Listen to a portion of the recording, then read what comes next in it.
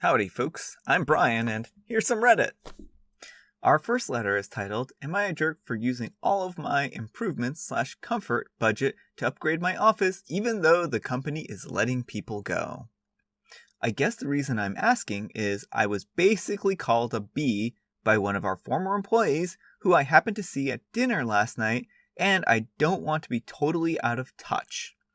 I work at the family's construction company after getting my MBA last year. My great-grandpa started the company in 1960, and me and my second cousin are slated to be the president and CEO when my dad and his cousin retire. Construction has been up and down with COVID, and while we've done a good job at keeping out the actual field employees, we've had to cut office staff by 33%, and people who are left have a little bit bigger of a workload. In my current job, I'm able to work from home, but I found out pretty quickly that my office just didn't work, so my dad told me upon getting hired that I could have as much money as I needed to redo my office at work. My aunt, who is a very heavy smoker, worked in there, and even COVID, notwithstanding, was basically unusable, so I'm guessing my dad realized this. I asked my dad in a staff meeting if I could use the money for my home office instead, and he said that was fine. All executives get an annual improvement/comfort budget, so my dad said using mine at my home was fine. I ended up assigning several of our field employees to my project, and it turned out awesome, but wickedly overran cost estimates. This happens in construction, so it's not the end of the world. But the issue is the field employee talked and the word got out, including how much I spent. I wasn't aware of this until I ran into an ex-accounts payable girl at a bar last night, and she basically looked like she wanted to rip my face off, called me every name in the book, and even knew the exact amount of money I'd used to remodel my house for my office. It really hurt my feelings because I didn't do anything the boss didn't want me to do. I even gave some guys work and approved overtime. I felt terrible that she lost her job, but she's really good and I'm sure she'll be okay. I didn't break any rules, but am I the jerk? Alright, OP. So, you kind of have to look at this from your former employee's point of view. It sounds like you spent a pretty good chunk of change on remodeling that office. And, who knows how much you spent. But imagine for a moment that this employee earns $20,000 or $30,000, and you spent $20,000 or $30,000 on renovating your office.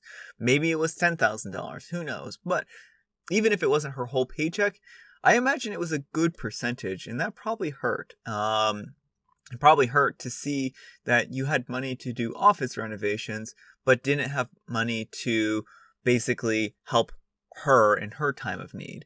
And remember, you've let her go while a pandemic is going on, while, finding a job is hard.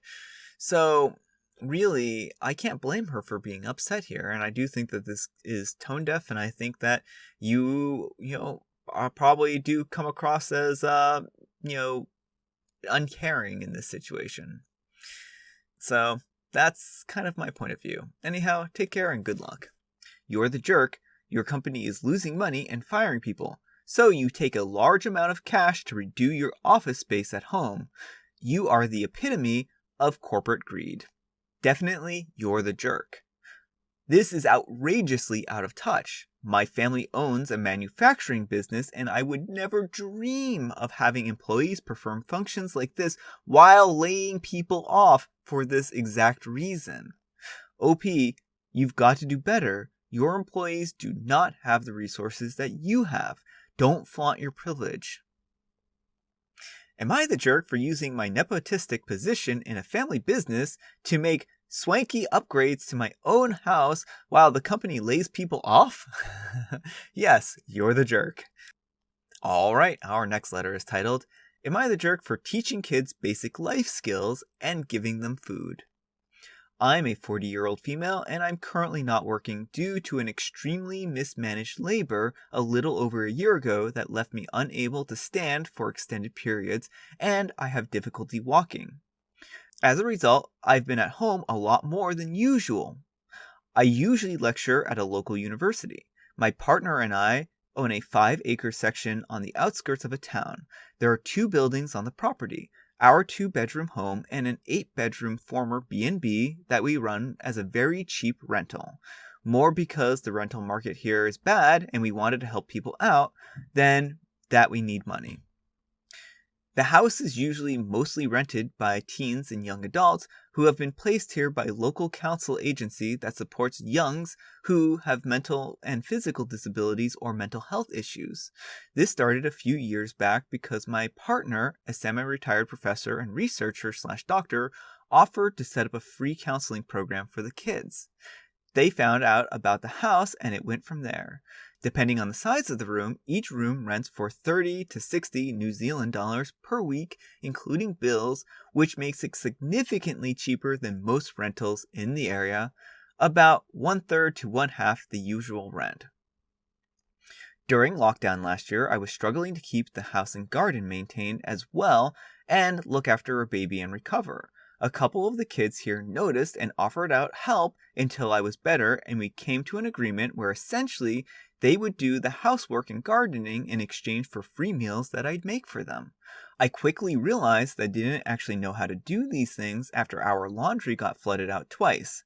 So this ended up getting turned into a Life Skills 101 class where essentially I taught them how to repair clothes, get stains out, clean, etc. And over time also ended up including guidance on how to sit interviews, how to write a CV, and how to find a job, play an instrument, cook a variety of meals, etc. I enjoyed it because it made me feel like I wasn't just sitting around doing nothing, and they enjoyed not having to buy their own food. Most of the kids in the house got involved over time. Over Christmas, a couple of them moved out and they found jobs and wanted to live closer to them. One of the new kids that moved in was a girl with a DS. She was very passionate about my garden, so I taught her about all the different types of plants and how to look after them, and helped her get a part-time job at a local plant nursery. The problem is that her mother now has come around and gone completely mental at me for trying to replace her, which wasn't my intention at all, and now has me second-guessing the whole situation. Am I the jerk here? Edited to add, I've had some messages. We don't get to know the kids' personal information unless they tell us themselves, privacy laws. But generally, they end up with the council agency because their home life is unstable or unsafe, or they are aging out of the foster care system. Most of them are between 15 and 21, and this service is supposed to help them prior to going on a WINS benefit or similar, with the obvious goal of being just to get them out of the welfare system, but this isn't always possible. Just be clear, it isn't always the parents' fault here. From what I've seen, it's more often that the kids aren't coping with their home life and they are lashing out at those around them, making it unsafe to stay with their families. And everyone messaging me to ask why my partner isn't helping me, he's great and don't worry. Unfortunately, due to the virus situation last year, our local GP clinic had many doctors relocated to the local hospital to cover staffing issues, so my partner volunteered at the clinic so the locals could still be seen. All right, OP, I'm gonna say that no, you're not the jerk in this situation. You're doing everything that you can do to help these people out. You're not intending to replace anyone.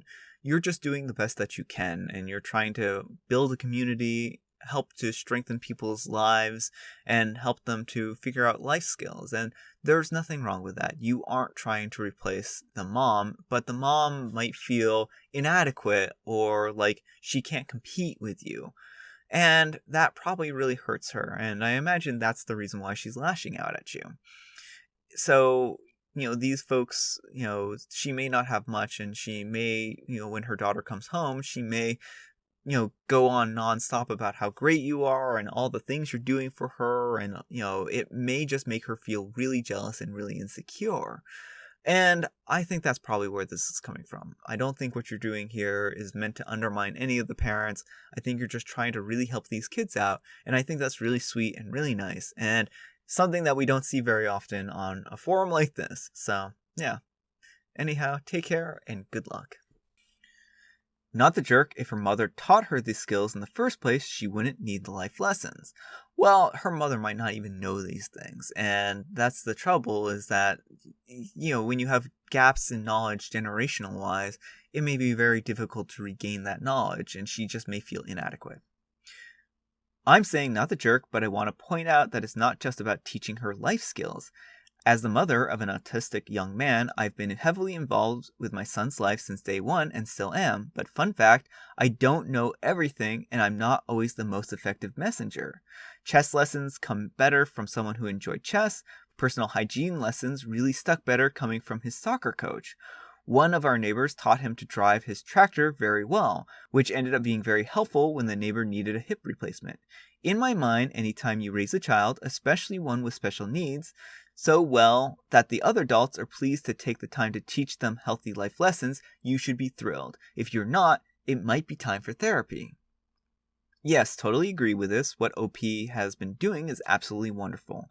But this mom sounds like she has major security issues and knows she hasn't been doing her best in regards to her daughter, hence the tirades. OP, please don't stop what you are doing. It sounds like you are a ray of sunshine in these kids' lives.